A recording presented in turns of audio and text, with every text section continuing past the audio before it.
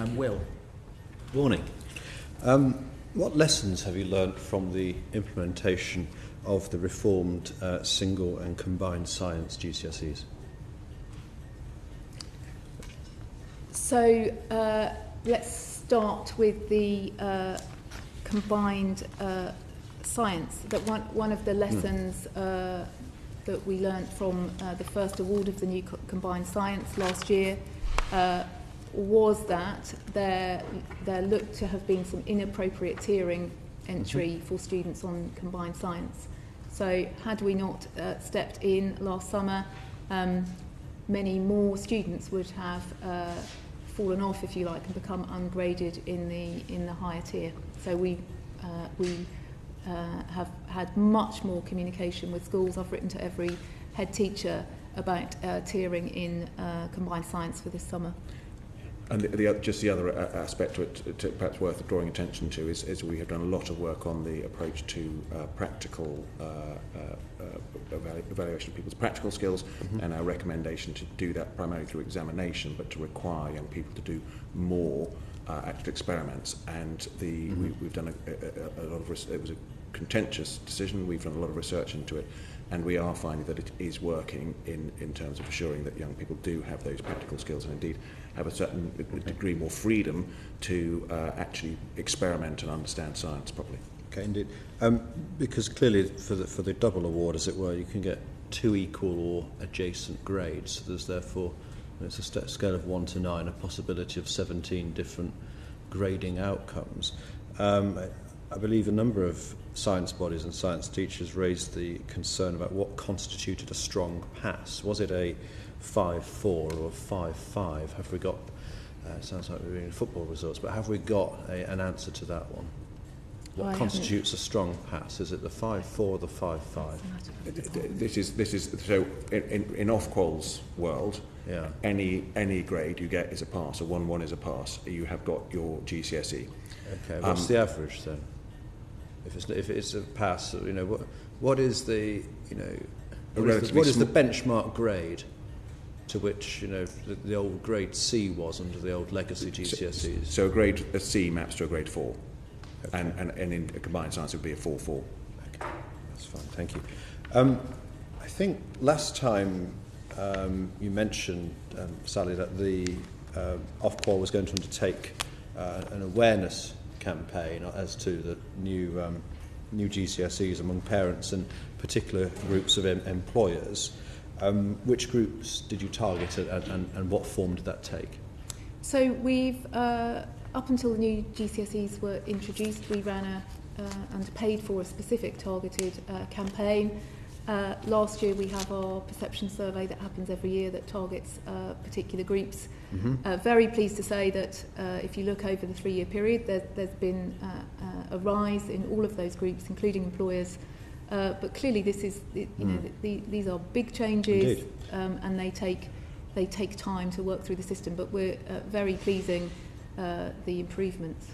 Could you perhaps tell us what those improvements are? Yeah, so employers, the latest number for employers is 68%. It was 38% when we started our awareness. And those were the latest figures I have is for April last year. So we've got another 14 months. We're just about to publish the perceptions survey again. So you might expect that they had increased again. We've had much more engagement over the last 12 months with groups of employers, whether that be on platforms or our own particular conferences. So, those awareness figures are rising, but, this is a big job and it takes everybody in the system to Of course, and it will take time, I accept that. What about parents? Parents, I think the last number was 80%. And again, big improvements from 3 years before. And as we've mentioned the perception survey and my sort of old record question I tend to ask, as you can see, you're wincing as it approaches. But in terms of you as a regulator, one of the questions I ask quite often is when you as a regulator have said no, Minister, no to government, have there been anything in the last year that's been notable for you to say no to government or go back and think again government? Yes, I mean, I think what I would say is I think we demonstrate our independence in a number of ways. Can I just ask what that yes was the example? So I think there are a number of occasions, particularly on T-levels and timelines, particularly on the new reformed applied generals and the safety net that we felt was very important for students taking those new qualifications last year, areas where perhaps the government has changed its approach or has listened to our advice. Good. And I think it was 2015 that the perception survey removed the question about whether respondents thought that Ofqual was too close to government. And I think last time you mentioned in terms of monitoring what public perception was to that particular question through other means rather than asking it on the survey. So how have you been monitoring that? So I think everybody that Roger and I speak to, I always, I'm asking the question. I meet a lot with teacher unions. I meet with all sorts of stakeholders. If they have any concerns, if they're, and with our awarding bodies. So, as I said, I think last time we would get a sense if there was concern about where we weren't speaking up or where we weren't giving that strong advice.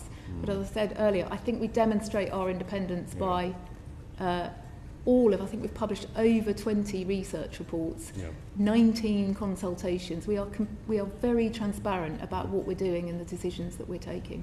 Do you think there's a value to perhaps adding that question once more to the perception survey? I think it was taken out because it made that survey is all about the outcomes and the qualifications that students get, and not about us. I wouldn't necessarily expect the man on the street to know the intricacies about what the regulator. It would not the same as Ofsted or.